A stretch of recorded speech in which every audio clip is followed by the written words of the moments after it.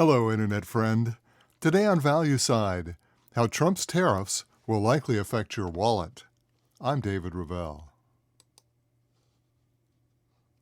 Well, at the height of last year's presidential campaign, then Senate Majority Leader Chuck Schumer wrote to the Congressional Budget Office asking them to estimate the effects of Trump's tariffs.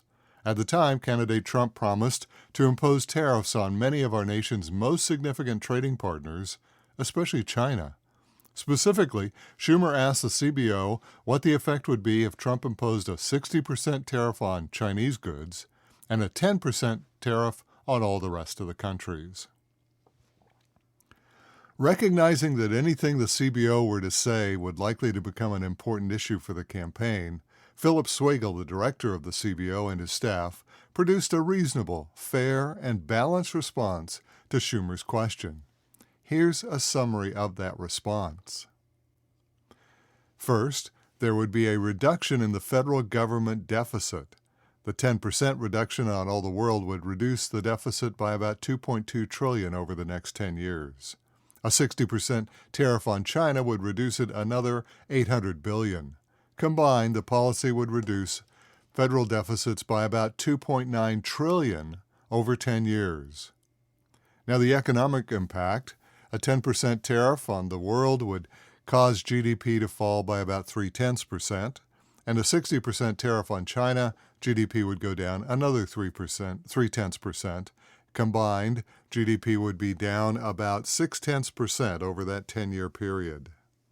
Inflation and prices.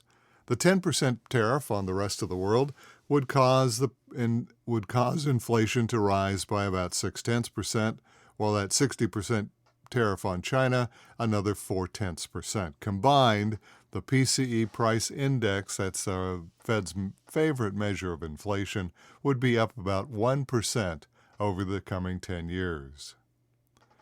The CBO goes on to say that lower-income households would be the hardest hit as they spend more on goods, while export-driven industries and businesses' reliance on imports would also see disruption. That's the supply chain issue. Uncertainty. The CBO notes, however, that high uncertainty is in this estimate due to the unprecedented scale of the tariffs and the potential for foreign retaliation. Altogether, the report back to Schumer indicates just how fair the assessment was, in that neither campaign, neither Biden nor Trump, used the report in the closing days of the 2020 election. Candidate Trump could have pointed to the $2.9 trillion reduction in federal deficits as a real benefit to this proposal. But on the other hand, President Biden could have pointed to the 1% increase in inflation or the 0.6% decrease in GDP over the coming decade as the inherent cost of the proposed Trump tariffs. Regrettably, the CBO simply did not have sufficient data to assess the most important objective of the Trump tariffs, and that was bringing foreign jobs back to America.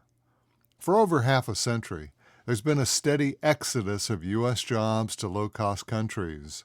The losses are often to countries with lower standards of living, thus lower wages, lower workers' benefits, such as insurance and retirement, and usually lower environmental standards. These lower production costs have given offshore manufacturers an insurmountable advantage over the American homeland businesses. Trump campaigned on implementing a series of tariffs designed to level the playing field between American producers and foreign producers. However, as the CBO recognized, any data on the effect of America's tariffs is at least 50 years old, which is too old to make any reasonable estimate for today's tariff impact. For the past 5 decades, the United States has been on an anti-tariff binge, breaking down trade and tariff barriers as much as possible. NAFTA, the North American Free Trade Agreement, is a perfect example of how far this country has gone in pushing production offshore. For the nation's founding fathers, this move to free and unrestricted trade would have seemed anathema, the polar opposite of how men like Washington and Madison wanted the country to go. On that hot, sweltering summer in 1789, just after they signed the U.S. Constitution, the delegates began to craft the Tariff Act of 1789. For years, they had suffered under the oppressive economic policies of the British, policies in which the British extracted tariffs from the Americans without consulting or consideration. No taxation without representation was the rallying cry of the American Revolution. Inherently, those early American leaders knew that unless they protected the factories, shops, and merchants who made up the core of their burgeoning economy, they would lose them to overseas predators like the British. Tariffs became the popular and effective method of protecting the Made in America brands. Tariffs also provided most of the revenue for the federal government. Whether he knew it or not, President Trump is harking back to a movement as old as the nation, implementing tariffs to bring back American jobs and protect American businesses. As Americans, we must realize that these new tariffs won't be without cost. The CBO's projections are undoubtedly reasonable. Tariffs will likely result in an uptick in inflation and a downtick in GDP growth.